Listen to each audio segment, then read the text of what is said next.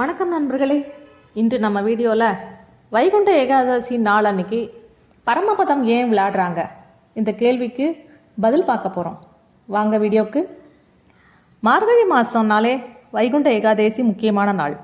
அன்று இரவு தூங்காமல் கண் விழித்து இறைவனை நினைத்து பரமபதத்தை விளையாடுவார்கள். கிராமங்களில் இந்த விளையாட்டு இன்றும் பிரபலமானது. வைகுண்ட ஏகாதசி அன்று பரமபதம் விளையாடுவதற்கு ஆன்மீக காரணங்கள் உள்ளன. பரமபதம் என்பது திருமாலின் இருப்பிடமான வைகுண்டத்தை குறிக்கும். பரமபத வாசலை தாண்டி செல்வது முக்திக்கு வழிவகுக்கும். இது நம்பிக்கை. இந்த விளையாட்டு ஆன்மீக வாழ்க்கையின் பிரதிபலிப்பு. ஏணியின் மூலம் நற்செயல்களால் சொர்க்கம் அடைவதையும் பாம்பால் கீழே விழுவது பாவங்களின் விளைவுகளை உணர்த்துவதையும் குறிக்கிறது. ஏணிகள் நல்ல குணங்களையும் பாம்புகள் தீய குணங்களையும் குறிக்கிறது. ஏணியில் ஏறுவது ஆன்மீக முன்னேற்றத்தையும் பாம்பால் கீழே இறங்குவது பாவங்களால் ஏற்படும் வீழ்ச்சியையும் குறிக்கிறது. இந்த விளையாட்டு நம் மனித வாழ்க்கையே குறிக்கும். அதில் இருக்கும் எண்கள் நம்ம வாழ்க்கையின் அடுத்தடுத்து வரும் படிகளை குறிப்பது போல, நடுவில் இருக்கும் ஏணிகள் நல்ல நடத்தை, நல்ல சிந்தனை, நல்ல செயல், பக்தி, தானம், தர்மம் இதுபோல நல்ல குணங்களை சொல்கிறது. அவை நம்மை சீக்கிரமே மேல்நிலைக்கு கொண்டு செல்லுது. அதே நேரம் பாம்புகள் என்ன சொல்கிறது?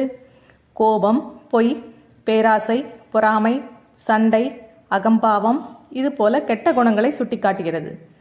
இவை நம் வாழ்க்கையில் வந்தாலே நம் முன்னேற்றம் கீழே விழுந்து அதனால் நமக்கு நன்மை விளையாது. வைகுண்ட ஏகாதசி அன்று விரதமிருந்து பரமபதம் விளையாடுபவர்கள் பகவானின் அருளால் பாவங்கள் நீங்கி முக்தி கிடைக்கும்.